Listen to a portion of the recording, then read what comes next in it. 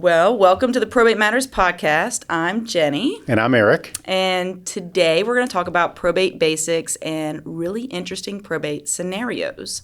I'm glad we're doing this. Yeah, I am too. I think this is great information. Yeah, I think it'll be really good for people. We get a lot of information on that on our website, but I think it'll be really good to add on to that and just really dig in deep with some of these situations that happen. Yeah. I think we should start out with what probate is, because I still don't think people really understand what it is. Yeah, that's interesting. And so I think you're right.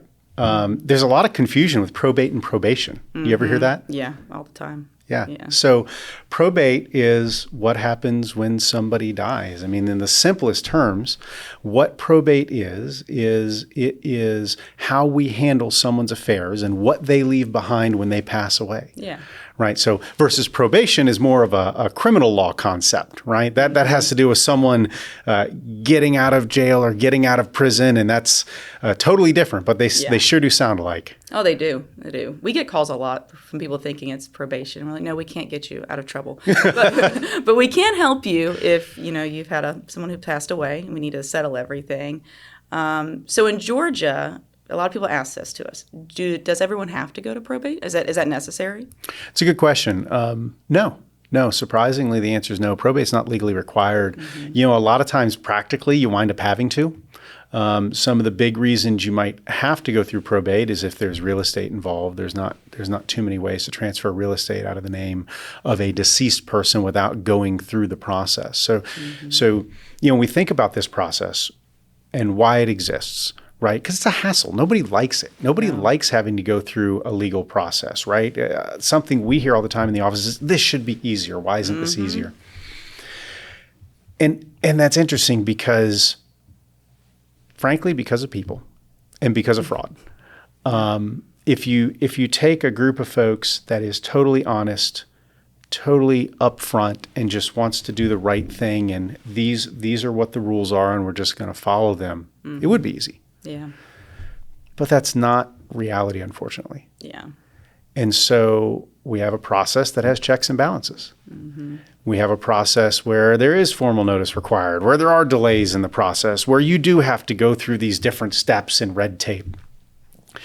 And unfortunately, what we see in our practice plenty of the time is where you've got folks that aren't trying to do the right thing. Mm-hmm. They're trying to take property that they shouldn't have. They're trying to get the house in their name, or you've got some folks, and a lot of times both sides 100% believe they're doing the right thing, or they're doing what mom or dad would have wanted. Mm-hmm. How do you resolve these kind of things? How do you resolve these kind of conflicts?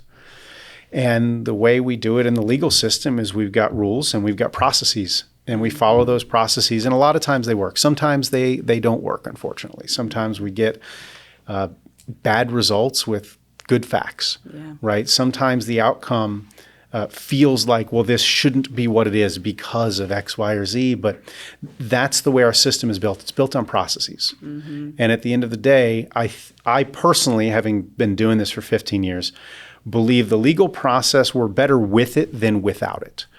Because if we were without it, you would just have chaos, and the strongest, it would be survival of the strongest, right? So whoever's the strongest, whoever moves fastest, that's the person that's going to get all the property. Mm-hmm. That's exactly right.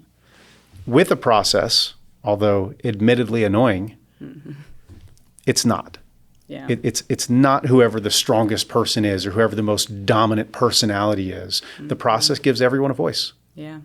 It's almost like you're saying that they have to have like something universal, like a blanket rule for everyone, because there's going to be one or two people that are probably going to do something that's not right eventually. So now everyone else has to follow the same rules. Even if you have a group of people over here that are saying, I'm going to do this right, don't worry about it, there's still one or two people over here that aren't. So because that, everyone has to follow the same rules pretty much. Absolutely. That makes sense.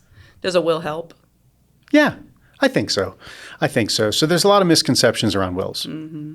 The biggest one that we hear all the time is, well, I have a will, I shouldn't have to go through probate, right? That's just not true, unfortunately.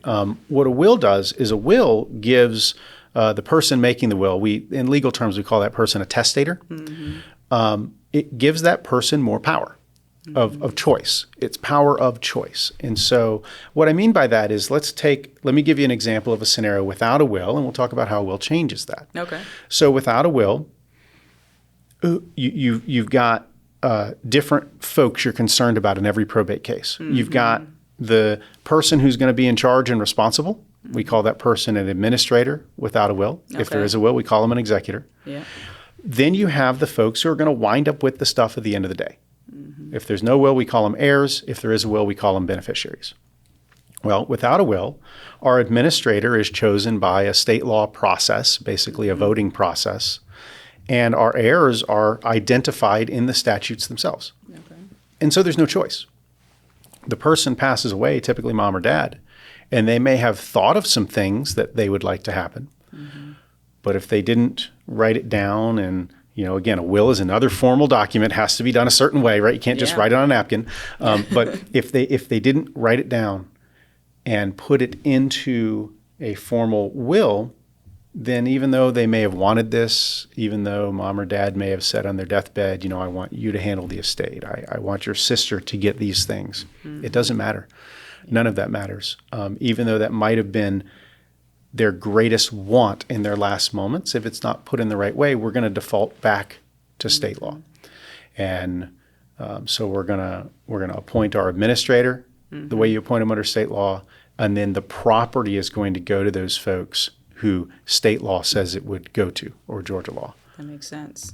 So what happens then if, let's say, I create a will and I have what I want, put in my will and everything, and I even tell the people I'm going to leave everything to, hey, this is what I'm leaving you. I want you to know that ahead of time. This is what it is. But then we flash forward a few years and something happens to me. I pass away and someone else has been around me, maybe a little closer, and now those terms have changed. And everyone's looking like, well, wait, Jenny told me that I was supposed to receive X, Y, and Z, but her will says something different. What would you say to those people at that time? Yeah, that's an awful situation, right? So in your scenario, the will got formally changed. It wasn't at some point, It wasn't just let me scribble this out. Yes. Like I made a will. Yeah, exactly. And then let me just scribble out some kind of change. Yes, exactly. Unfortunately, if that will is valid, it can be valid. And this could be one of those scenarios where we get an unfortunate result. But there's hope. And the reason that there's hope is, and again, we go back to the process, right? We started this conversation on why do we have a probate process? Well, your scenario you've given me is a great answer to that question, because without a process, if we go back to the strongest is going to inherit everything, right? Well, that person that got the will changed, the kind of the deathbed will change scenario, that's great. Great for them, right? They wound up getting everything. They kind of screwed the rest of their family. Mission accomplished. But we have a process. So a will, and this is interesting, a will, a piece of paper we call a will, like if we get really technical with it. Once someone passes away, I would call it a proposed will, because the document, the piece of paper, is not the official last will and testament until a probate judge says it is.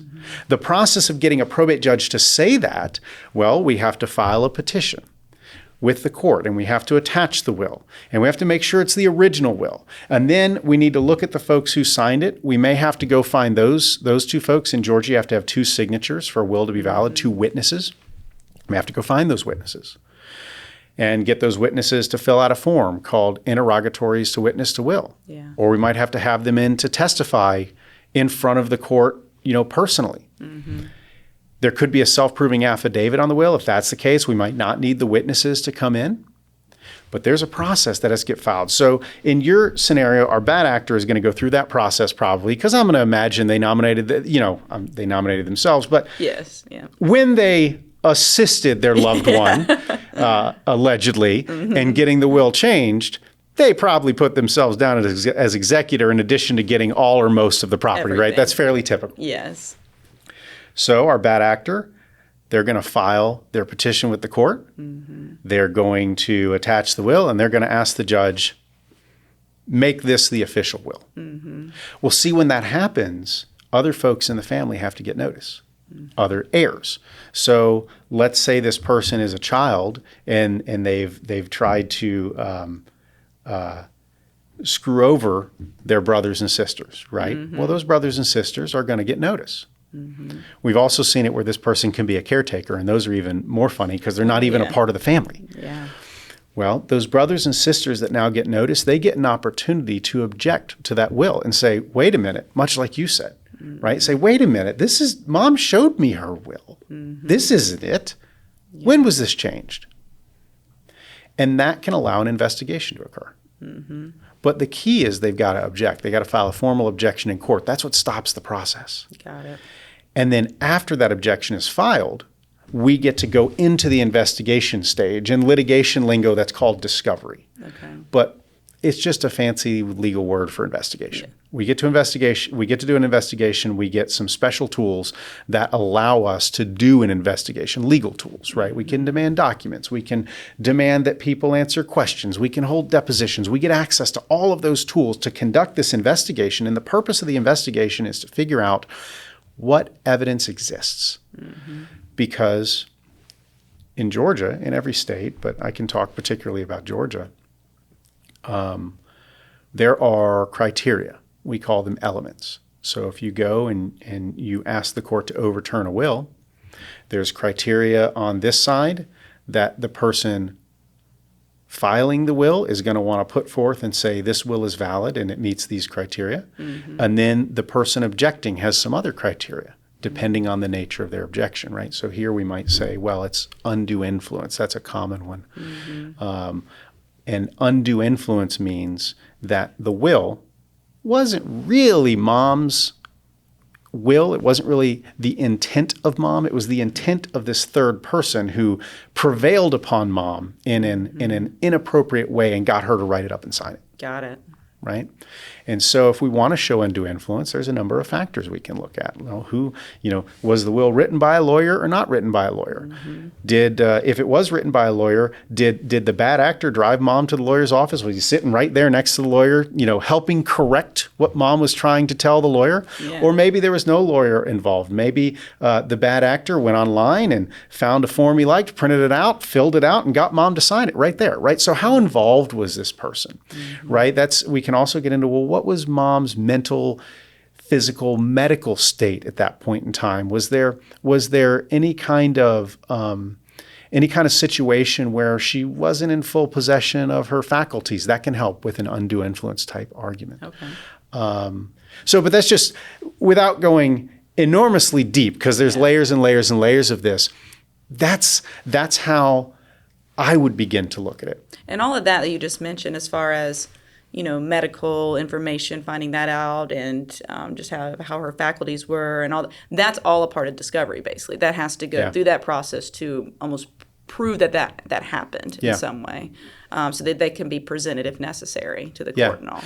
Yeah, the litigation process is super structured, and it's structured and unstructured at the same time, which is extremely frustrating to clients, and I get it, because it's kind of it can be a confusing process, honestly. But in simple terms, the way I'd explain discovery is you've got, I try to explain litigation in 5 stages. It's the simplest way I've found to try to explain it. You have a pleading stage, right? That's stage 1. Yeah. And that's where someone proposes, I'm going to use our example. Someone proposes a will and someone else says, I object to that will. Okay? Then you move into the discovery phase, that investigation phase. Discovery is one of the most important parts of the case. If you watch TV, you think the trial is the most important part, where you have that gotcha moment. You know what I mean? And the evidence comes out. And it's great so for fast show business. Too. Yeah. It's always so fast. It's great for show business, but that's not how real litigation works. Cases are won or lost in discovery, because the whole point of discovery is all of these things you said in your pleadings. Well, every one of them you have to prove somehow. You have to put up some evidence. The judge just isn't going to take your word for it. I mean, I'm over here telling the judge the will is a fraud, and you're over there telling the judge, no, it's not. This is perfectly, who's the judge supposed to believe? So we have to produce evidence. Yeah. Evidence can be testimony. Evidence can be documents. That's the point of the discovery phase, is to figure out what evidence is out there. It's hugely, hugely important. After discovery, the third phase, you can get motions. And I know, folks that are familiar with this are going to object and say, well, motions go. Yes, they can. It's just easier to explain it as the third phase. Okay. You can have motions during discovery. You can have motions after discovery. Yeah. I put it in that place because you normally don't have motions before discovery. There are a few you can have, but they're more specialized, especially in our world of probate. And then you have the trial, right? The trial or the hearing on the matter is phase 4. And then phase 5 is appeal, which I put that in there. Not very many cases are appealed if you look at the broad spectrum of how many cases go through. Why is that, you think? I think there's 2 reasons, because everybody, the losing side always wants to appeal. It's exactly, yeah. I think there's 2 reasons. I think, 1, it's expensive. An appeal is expensive. And 2, your chances are honestly really low. Let me go into a little bit of a more in-depth conversation there that I think is interesting in the way our court system is structured in Georgia. So we actually have 2 types of probate courts in Georgia. We have courts in small counties and courts in big counties, right? And so I say that's an easy way to explain it, but it's a population of a little over 90,000. Okay. If your population of that county, then you have a larger probate court. And what that means is the court's jurisdiction is expanded in that the court can hold jury trials. The probate judge of that county has to be an attorney practicing for, I believe it's 7 years. And appeals from those courts go directly to either the Court of Appeals or the Supreme Court of Georgia. Then we have our courts in smaller counties where the population is less than 90,000. Those courts have more limited jurisdiction, so they can't have jury trials, for example. The probate judge may or may not be an attorney that's been practicing for 7 years. We have several of our smaller county probate judges that are not lawyers. But appeals from that court go to the superior court of that county. And that's what's called a de novo appeal. So when you have an appeal that goes from a smaller probate court to a superior court and it's de novo, that's basically a do-over. Got it. The superior court can look at what the probate court does, but they don't have to. And so you could literally retry the entire case. We have plenty of appeals that go up from a smaller probate court up to a superior court. That makes sense, especially if you feel like you've got a better chance in front of the superior court, or you're unhappy with the way that the probate judge handled the trial. But the point is, on a de novo, you can literally just be unhappy and appeal. Oh, wow. You don't have to have a reason. Oh, my gosh. When you go to the Court of Appeals from either the superior court or from a larger county probate court, you have to have a reason. You have to say, you're not going to the Court of Appeals for a do-over in that sense. Got it. You've got to point out the error. It's called enumeration of errors. And you have to say, not just I'm unhappy with the result, but I think the probate judge made mistakes. And here are the mistakes I think the judge made. This motion was made during the trial. They ruled incorrectly, right? This thing happened during the trial. They ruled incorrectly. That can be tough. Okay. Yeah, right? And you have to say, and if that hadn't happened, if the judge had ruled the right way, I would have won, or at least I would have had a better shot of winning. Got it. And so that's how the appeals process works. So when you look at it that way, on a de novo appeal, a lot of times that can make sense. That can even be a strategy. But on an appeal from a larger county court to the Court of Appeals or Supreme Court, you don't have as great a chances, and it's a much harder appeal, and it's more expensive. Yeah. And so a lot of times it just doesn't make sense for the case. Got it. Right? I mean, you want to one of our philosophies in the office that we consider pretty sacred is we're going to tell a client how it is. Now, we try to do it politely. We try to deliver the message in a friendly and nice way. Gentle I think that's the right way way to do it. But we're not going to lead a client on. If we think that they don't have a shot, we're going to tell them they don't have a shot, in a nice and gentle way. And so a lot of times those type of appeals, they can fall in that bucket. Yeah, that makes sense. We've got some really good probate judges in Georgia. And our judges, by and large, make good calls. Everybody can make a mistake, but you've really got to be able to show that mistake and produce evidence of it. And that's what makes it tough. It's not just I'm mad because I lost. Yeah, and I was going to ask, not exactly the appeal part, but going with the I'm mad because I lost. There's some people also that I know that they call in, and I feel for them. I really do, on a very personal level, that they call us because maybe, let's say their mom passed away and the relationship wasn't that great beforehand, and mom just left them out of the will completely. But they said, I'm mom's child. In Georgia, don't they have to leave me something if I'm their child? And like I said, emotionally, I feel very bad for them because you can tell the hurt behind it is more than anything. Emotionally, that hurts if, or even worse, you're left $1. Let's say you're left $1 in the will, and everyone. The old myth, right? Yes, the old dollar myth. It happens. Yeah. So is it true in Georgia? Can you be disinherited from the will, from your parents' will? You absolutely can, and they don't even have to leave you $1. Right? That's the old myth. Yeah. I have to leave $5 or $1 or, pick your small amount of money. No, you can absolutely disinherit a child. And that can be a very valid will. Wow.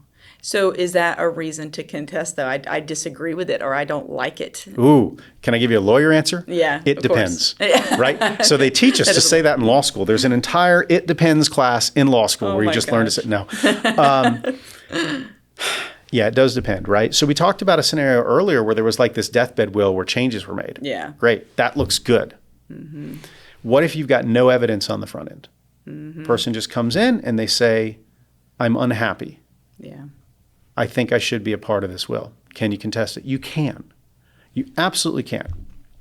And that's because of the discovery phase. You're entitled, you get a right to have your day in court. If you believe that this will is invalid, and I think that's the key that I want to focus on. Yeah. Not just I'm unhappy. Yeah. But I think it's not valid, and here's why. I think it's not valid because I think someone else exerted undue influence. I think it's not valid because mom lacked capacity to make the will at the time she made it. Now, that's a tough one in Georgia, which I'll go into. Remind me to go into that in a minute. Yeah. I think it's invalid because that's not her signature.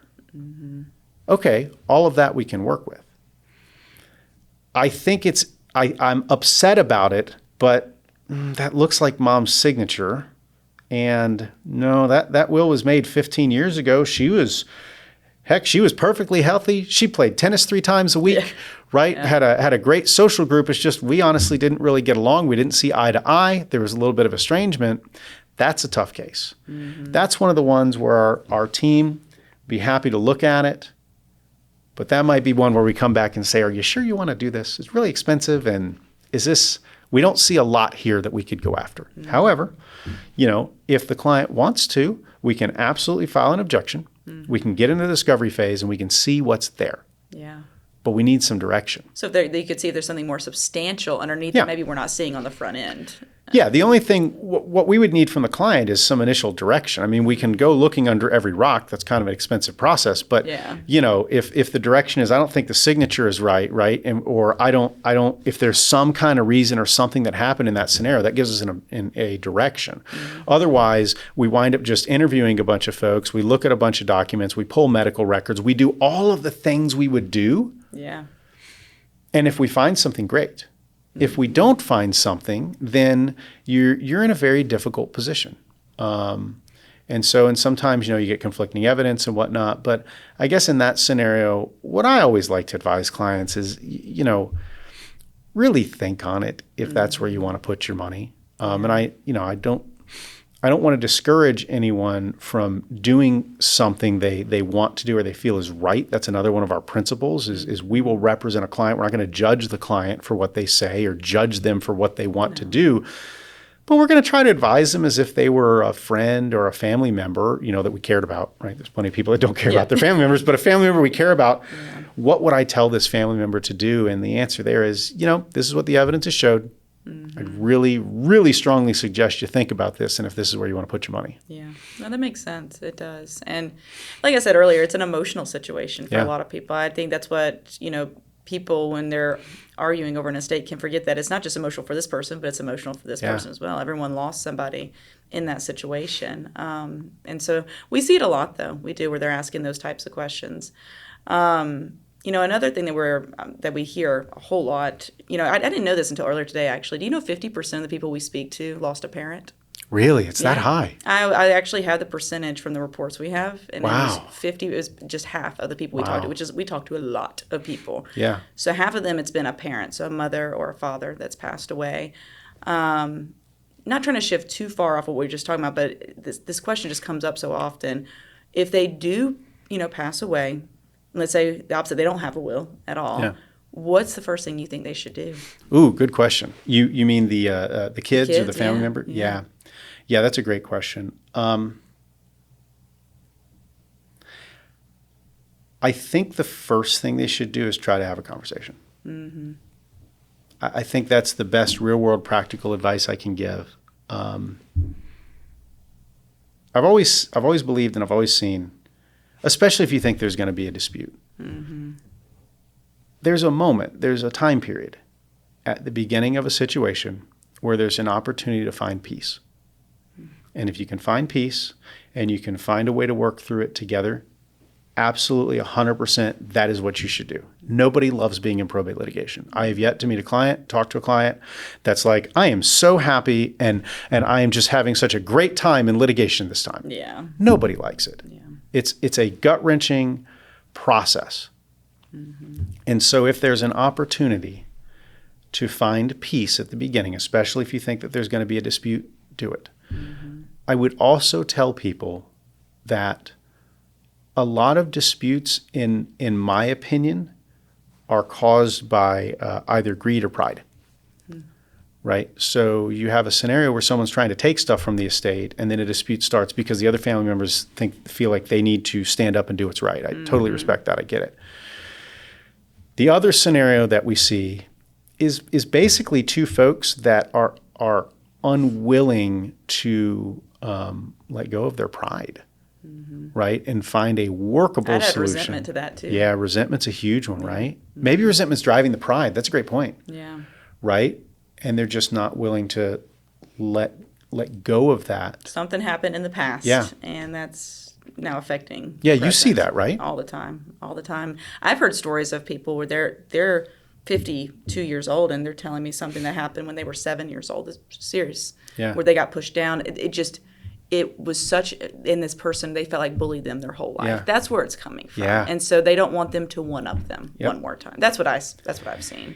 And that's so understandable. It's hard for me, and that's why I hesitate when you ask me that question. Yeah. Because me sitting here as an independent, logical lawyer can look at that person and say, well, you should let that go. Mm-hmm. Here's the business case. This is what we have. This is what is in the estate. This is how it's going to get divided up. If you go after this thing, it's going to cost you a bunch of money. It's going to reduce this. So my business cost benefit analysis says you should let that go. We should proceed in this way because that's what's going to maximize what you receive at the end of the day. Yeah. Sometimes people are receptive to that, and the other half of the time I have just completely lost the client emotionally, right? Because sometimes what that client needs is they need an opportunity to set things right, especially if they feel like this other person is once again taking advantage of them. Yeah. And that's where a lot of our rules, I guess I can say, or our culture of we're not going to judge. We're going to advise to the best of our ability. Mm-hmm. We're not going to judge the client because I wasn't there when the client was 7. I wasn't there when the client was 17. I wasn't there when the person feels like they were taken advantage of by this other family member. So who am I to jump in and tell them, right, you can't? Yeah. We'll advise them. We'll tell them this is what I would do if I were in your shoes, but totally understand if you want to do something else, and we're behind you. Yeah, that makes sense. I remember, we've had a few times, but one situation really sticks out to me about this guy who had reached out, and him and his brother had some issues, and we went through the process. There was no will. There was fighting throughout the process. But at the end of it, the biggest relief for him was, one, they did end up coming to some sort of agreement after some time, which was great. But two, that there was a letter that was written between them that brother had written him basically apologizing for things that had happened in the past. Yeah. And I remember speaking with him after, and he was saying that was the biggest, regardless of the money, regardless of the property, all that, he needed that to let go of other things. Yeah. And had he not went through this process to stand up for himself for once, because he felt like he never stood up for himself any other time, had he not done that, then that letter would have never came. Yeah. And if that letter didn't come, then he didn't get that closure, you know, at the end of the day, which I think is another thing that a lot of people are looking for, is really that closure. That's awesome. I love that story. That's an outstanding result for a client. Yeah. Because from a business standpoint, we deal with the stuff, right? Mm-hmm. But that family, those two folks, their relationship got repaired. Yeah. I mean, hopefully this Thanksgiving, they're going to be at Thanksgiving dinner together and be friendly, right? Yeah. But through this process, that relationship got repaired, and that's huge. Yeah. Yeah, I don't believe if he would have just walked away from it, that it would be where it was at that time, basically. So going back, though, to that initial part of it, if there's not a will, do you say run to the court tomorrow after the conversation is had, or how do you... Back to your question of what should they do first, right? Okay. All right. So we'll take the conversation out of it, right? Mm-hmm. I would do an assessment. Whoever's going to be in charge, or if there's a group, because, you know, sometimes you get groups of siblings or whatever, and I'm assuming it's a parent that died. You get groups of siblings that are going to be in charge. So the first thing I would do is I would do an assessment. Mm-hmm. I would assess what do we have and what do we know and what do we not really know. Mm-hmm. Is the house paid for? Because if the house isn't paid for, we got a mortgage payment coming up within the next month, and that doesn't stop. That's another shocker to folks, is the mortgage payment, the car payment, whatnot, that doesn't stop because the person passed away. And so we need to figure out this mortgage payment, because if we don't pay it, the bank still has their right to foreclose on the house. And we usually don't want to see that happen, because homes that are sold at foreclosure are notoriously sold for low values compared to what we could get on the open market. And so we want to stop that from happening. So I'd look at that first. The mortgage is huge to me. If it is a paid for property, or if it's not, if nobody's living there, I want to secure the property as well. So, you know, make sure that somebody's able to go by, check the mail, somebody's checking on it so we don't get vandals, especially if it's an empty property. Another one a lot of folks that doesn't always come up right away is to begin looking at the financials and start canceling stuff, right? We don't need to keep paying for the Netflix subscription, cable, right, all that kind of stuff. That's just, at that point, not necessary, especially if no one else is living in that house. So I'd begin to do all of those things. I would look to see if there's a will. Sometimes you know for certain there is a will, and I know where it is. Other times you know for certain there is no will because I talked to mom about it 100 times. She wasn't going to do it. Yeah. A lot of the times you're somewhere in the middle. So I'd start looking for the will. I would look in the house for wherever important papers are kept. If there's a spot for those, a lot of times, you know, you can find them like in a fireproof box or something like that. Another common place is safe deposit box. You can't always get into those. There's a process we can go through in the court to order that box be opened if we think there's a will in there. But I would look to see if there's a will, because that's something that's going to change the direction that we're going to take the case, whether we're filing a petition with a will or whether we're filing a petition without a will. And then after those things, that's when I would think about going to court. Yeah. I was going to add to that, too. A lot of people think that people file their wills at the court before they pass away. Yeah. I hear that all the time. And that's not really the case most of the time. If anything, from what I've understood, it's more rare that someone would file their will. It's not impossible. It may happen, but it's more rare that they would file their will at the probate court. And would you say that? I think so. Yeah, I think it's pretty uncommon. It's allowable. Yeah. The court will accept your will. You can go down to the courthouse. I'm sure they're going to charge you a filing fee, and you can file your will of record on the county books, of the probate court books. And then when you pass, it's there. The benefit of that, I think, is fairly obvious. Nobody can mess around with the will. Pages can't go missing. The document itself can't get accidentally burned in a fire. You know, those kind of probate stories we hear. Right? I swear there was a will. Yeah, exactly. But I think my cousin found it. Now there's no will. Right? Yep. Well, I guess, but then on the other side of that, though, is if you wanted to update it, you'd have to take it back and then file another one. I think that's why probably people don't do it as often. That's what's in my mind. We get asked that a lot on the front end. Well, what isn't it at the court? And, you know, it's something that our team definitely checks all the time to contact the court to see if anything's been filed or if the will is there. But from what I've seen most of the time, it's not there. When you were talking about the family starting that process and you know, the siblings managing the estate, one or two siblings, it made me think of something. Do you suggest one person managing the estate or two people? Give me the landmines today. I like one. I like one person.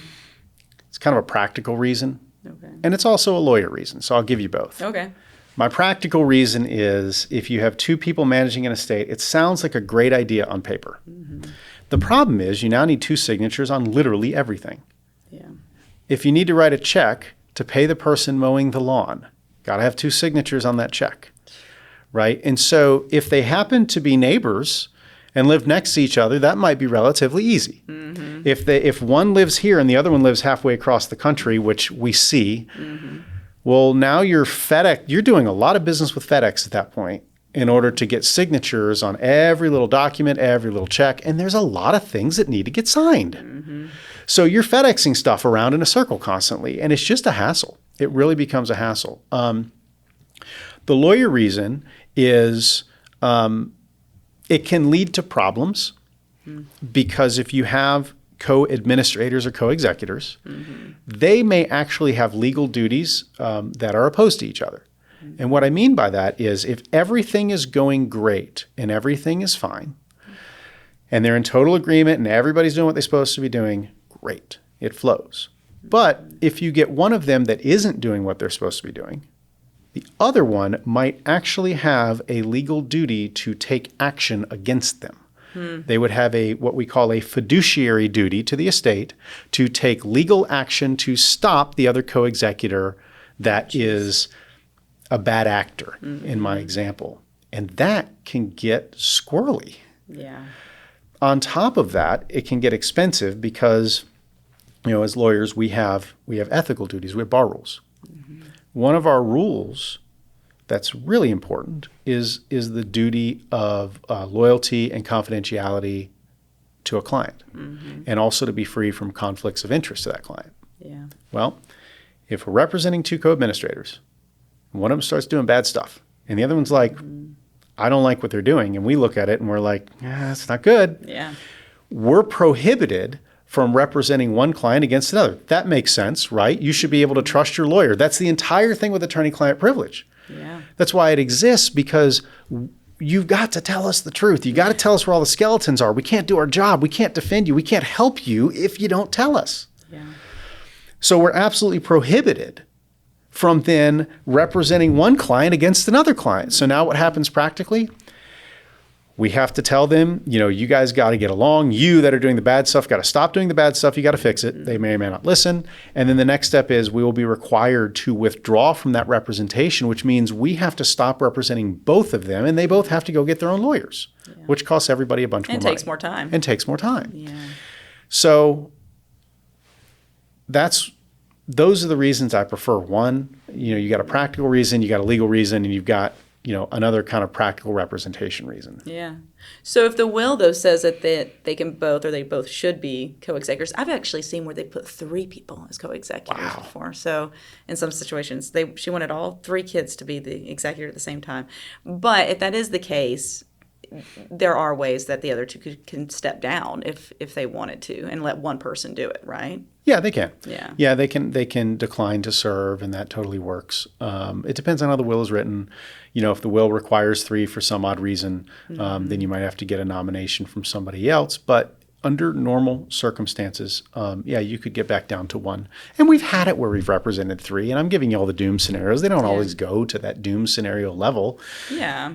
It's just, if I'm going to advise someone or if I'm going to tell someone how to do something or the way I'd prefer it, mm-hmm. I'm going to try to give them the most streamlined process that I feel like is going to be the easiest to work with. Yeah. And that's one executor, one administrator. Which most people seem to want. That's what I hear on my side anyways a lot. When the front end, speaking with people when they first come to our firm, is that they'll say, no one, as you mentioned, probate litigation later, which is different. That's even, a longer process. But even the standard probate process in Georgia is not a fast process most of the time. No. And people understand that, and they say, I don't want this to take even longer. So if you have a way where you're saying, hey, we can do this with both executors, but if you choose, so-and-so to step down and just have this solo executor, it'll save you probably X amount of time. Yeah. I think a lot of people will be up for that if they can do it at the end of the day, because they want this finished, peacefully and as quickly as possible as well. So yeah, one of the interesting things on that I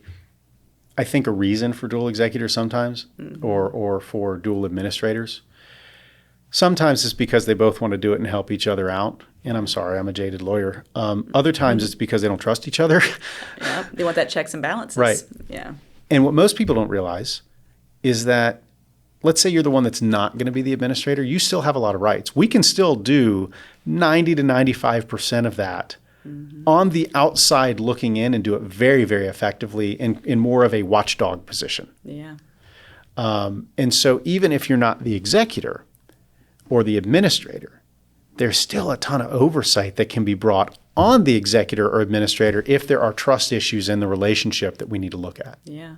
Well, and what I've, when I go through some of our consultation, I'm speaking with our potential clients, I'll tell them that if they're both on the same page and one of them says, hey, for either health reasons or just to make this easier, I'd like to step down, we could still represent them both, and that potential conflict of interest still stands. So we would never go against the one that's not the executor at that time, right? Because we're representing both of them equally. So the one who's not appointed over the estate still gets as much information throughout the process as long as they're a client of the firm. Yeah, and that's a situation we try to avoid. We'd rather just have one as a client and then do a conflict waiver or a consent to share information. Like a confidentiality. That's the better way to do it. But yeah, you're right. We can.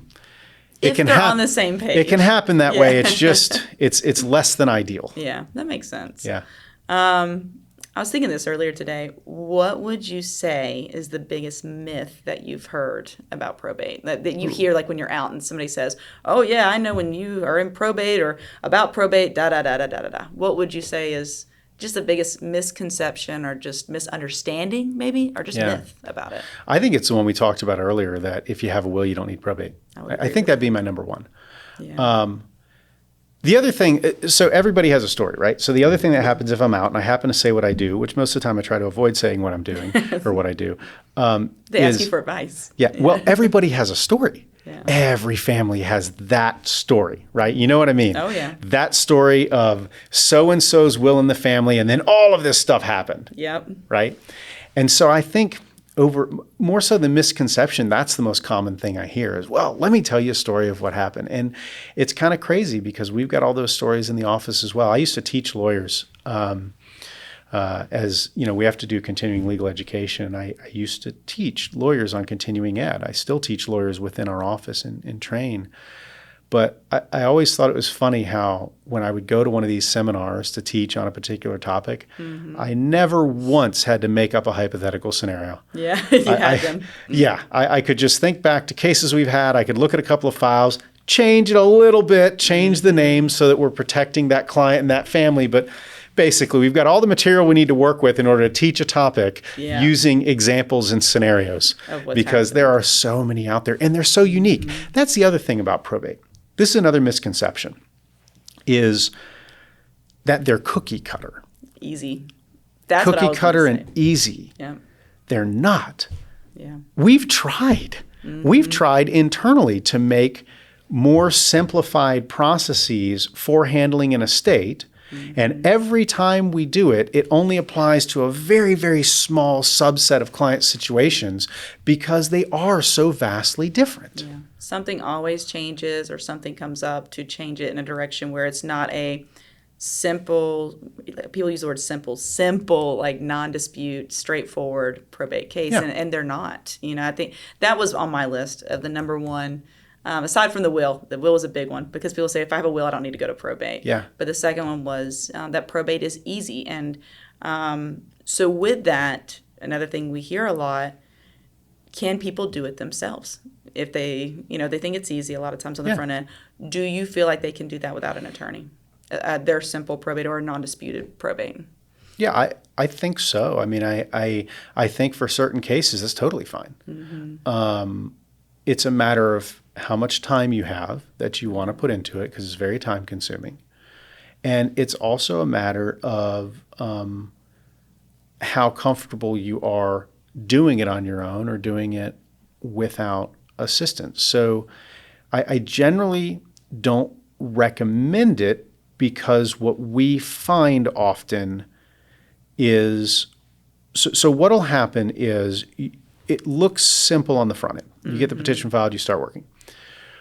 We have a bunch of clients, and you've seen them, that hire us like a little ways after the start because they've sort of gotten themselves into a pickle, and we have to help them out of it. So I think my hesitancy in that is, if it's super, super simple and everybody in the family gets along and there's very little property like those are the super simple ones. Your entire family gets along. And when I say gets along, I mean, they will sign every document necessary without question and will return it to you on time, and you can just go file it. And you're dealing with a small number of assets, like maybe just a house or maybe just a bank account. Yes, because that truly is a simple, streamlined process. When you go beyond that, there's any kind of investment real estate, or the house has a mortgage, or one brother or one sister or whomever is like, I don't know about this, I want to do it my way. Then no, because what we find, you can try it, but what we found is people get started on their own. They've tried to work on it. They either get stuck or get in a pickle. They hire us. And then it honestly costs more money to fix that in time than it does if we had just done it to begin with from the beginning. There's more steps now. We have to go back and fix. Yeah. So, I guess it's a practical answer, and it sounds extremely self-serving, and I realize that. But it's also a true answer in that if our team takes over a case midway through, it generally does cost more than if we had just done it right the first time. Yeah, 100%. I could see that. And what I see sometimes on the front end also is that even on the more straightforward non-disputes, someone will try to file a petition with the court and it gets rejected. Yeah. And I've seen, and I don't know how common this is because I know this goes more legal into what you and the attorneys do, but I've seen that some of the potential clients that will come to us, by the time they've came to us, they've tried to file the petition maybe 2 or 3 times, unfortunately, by themselves. And it's been rejected. But by that second or third time, the court may ask for a hearing to understand why you keep filing petitions that are I guess not correct is one way to say it, but just deficient in some way. So that causes everyone to get alerted, of course, because no one wants to go to a hearing and talk to a judge. So I've seen that on the front end as well. So they come to us and they say, look, just take care of it at this point because I'm not going to court. I don't want to go to court and I shouldn't have to. But petitions are complicated. And I think that's what a lot of people don't understand is that they have a lot of legal jargon in them. And I hate to use that word jargon, but it's a lot of stuff that people just normally would not be able to fill out by themselves, from what I've seen anyways. Yeah, I think it's like anything. If you've got a field and it's a lot of things look simple on the front and then they turn out not to be simple on the back end. So for example, changing the oil in a car is a simple process, right? You can describe it as a very simple, straightforward process. You can also get oil all over yourself by not doing it right. And so, I think it's like anything. If you're willing to put enough time and effort into it, people can learn anything. There's nothing extra special about knowing this. It's just we've put a ton of time and effort into learning it and learning all of the little nooks and crannies and details in it. And that's the advantage is we know how to get it done. And if you're brand new at something, then it just you make mistakes because you don't know what you're doing. And that's true in any area of life, whether it's law, medicine, mechanical engineering, it doesn't matter. That's just true of life in general. That makes sense. It does. When would you say that sometimes people have that oops moment that maybe I should have hired an attorney? Like they're going through it, everything's going, fairly well, but then they have that oops, okay, this is something I think I'm in over my head at this point. Is there something that you would target to say that that's common in some of the situations? I think a hearing notice. I think you said it earlier. You get a hearing notice back from the court. Hey, your document is no good. We want to see you. That's usually an oops moment. Or a random will gets filed, and you're like, "What is this?" Like our first scenario, that's a big oops moment where someone's like, "Okay, well now I'm gonna get somebody to help me." An attorney to get in there. Yeah, my request on that, by the way, if I can just pitch for a second, is if you're going to hire someone to do that, you get 30 days to respond to the will. Don't wait till day 25. Give us a little bit more time to do our job. That would be much appreciated, and we can do a better job for you. Agreed. Yeah, I feel like if you receive something and you're very uncomfortable with it on the front end, and you receive it right away, I think calling our firm, calling someone to talk to them about that as soon as you can is a really good suggestion because, like you said, it gives more time and also. It will take some pressure off the person because if you're waiting, you're just sitting there thinking about it and thinking about it. And then once you get to day 25, now you're in panic mode at that point. Yeah, and I mean, we'll get something filed. Any lawyer is going to get something filed. It's not going to be what you want. And so then the strategy is you file something to meet the deadline, then you got to turn around and amend it to get what you really wanted filed. Mm-hmm. Well, that increases the cost because now you get 2 filings instead of 1 filing. It's just exactly. It's all practical, right? Yeah. It's all practical reasons. Yeah, that makes sense. I think we covered a lot today. Yeah, this is pretty good. Yeah. You asked difficult questions. I like it. Hey, I tried. I was thinking about them. I was like, just give them the hard ones today. Yeah. Cool. I think that's probably about it for today. Yeah, awesome. Well, thank you very much. I appreciate it. Yeah, thanks, Erik. We'll keep going on this. All right. We'll see you next time. All right, bye.